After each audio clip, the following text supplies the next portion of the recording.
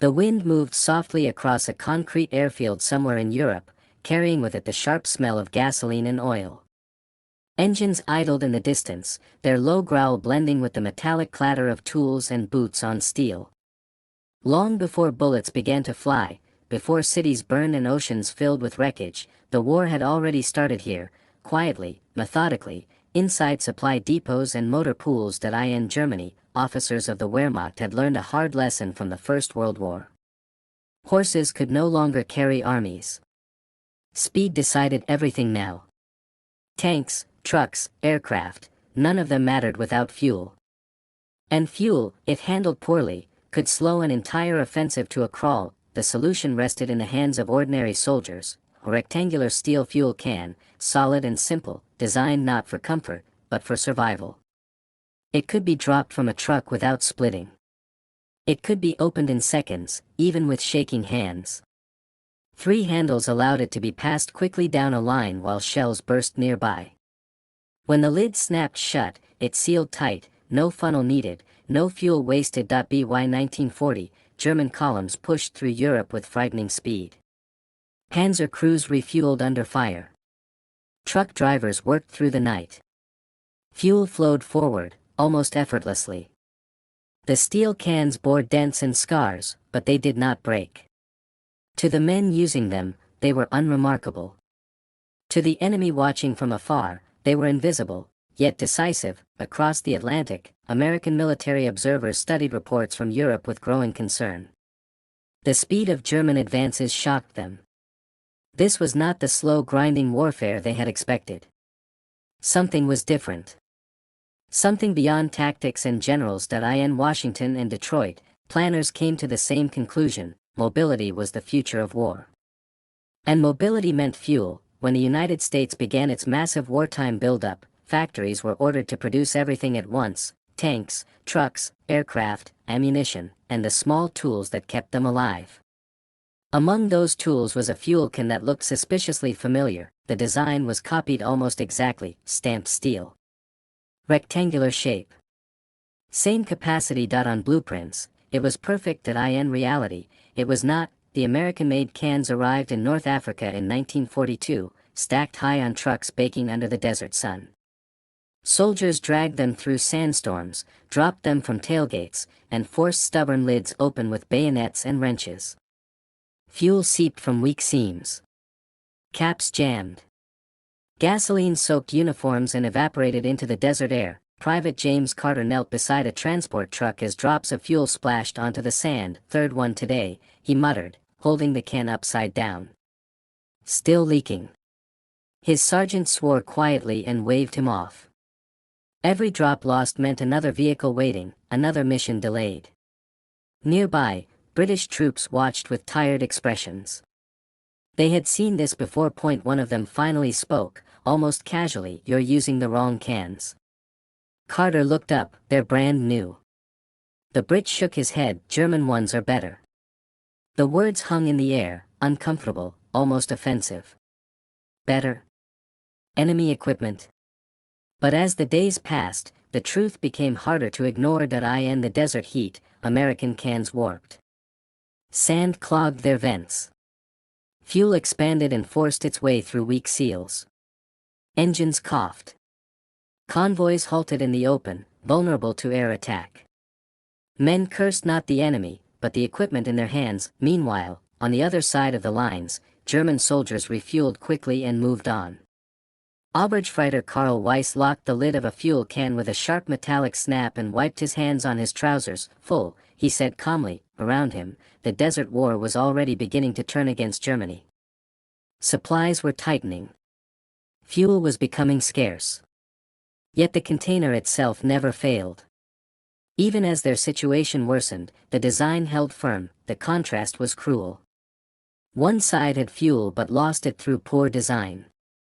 The other had the perfect container, but not enough fuel to fill it. As the war spread, the problem followed American forces everywhere. In the jungles of the Pacific, salt air corroded poorly sealed seams. Fuel contaminated engines. Marines struggled to open caps slick with rain and mud while enemy fire cracked through the trees. On airfields, mechanics cursed as precious aviation fuel leaked into the ground. One officer slammed a dented can onto the tarmac and shouted over the rain, "We can fight the enemy, but we can't fight this." The early clashes of the war were teaching a brutal lesson. Courage was not enough. Firepower was not enough. Even numbers were not enough. War, it seemed, could be lost one small mistake at a time, and somewhere between factories far from the front and soldiers kneeling in sand and mud, 8 tiny design details, overlooked, misunderstood, ignored, were already shaping the fate of men who would never know their names. The war did not slow down to wait for better decisions.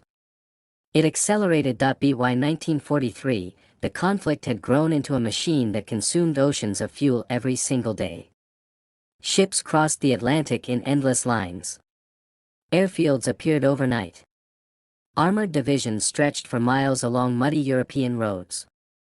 Everywhere the same truth followed the soldiers: if the fuel stopped, everything stopped with it. American planners could no longer ignore the reports coming back from the front. Convoys delayed.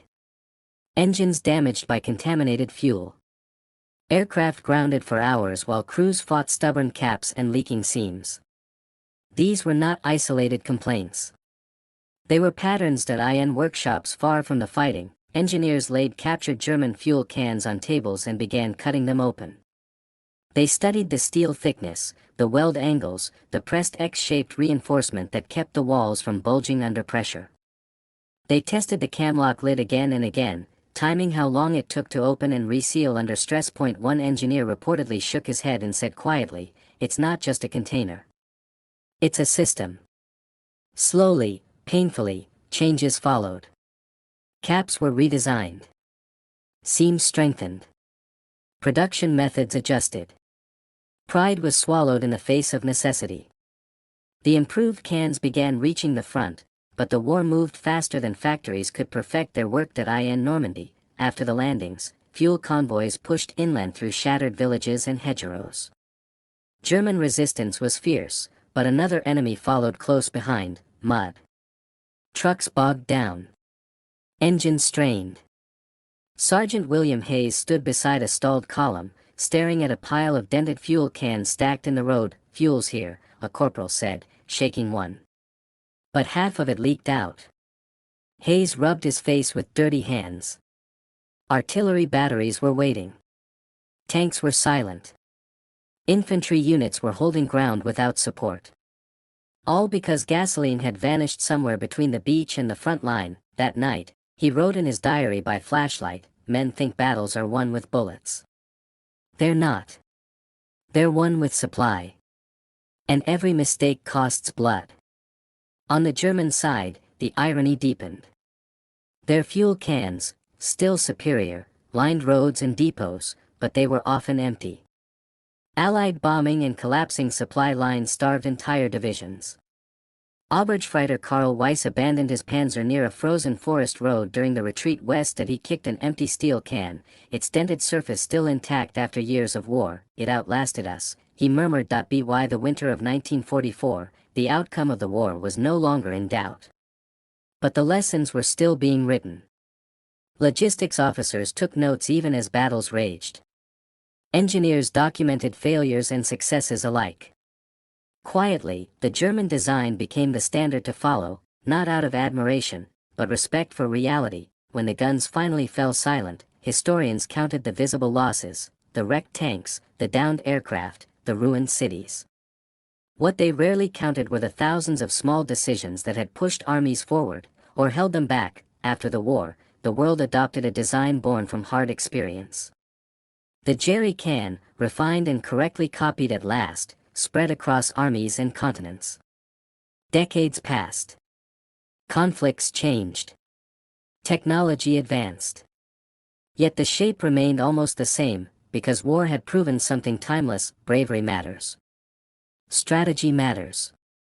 Sacrifice matters, but sometimes, the fate of armies rests on details so small they fit in a soldier's hands: steel pressed just right, a lid that seals in one motion, and the understanding that in war, even the simplest object can decide who moves forward, and who is left behind.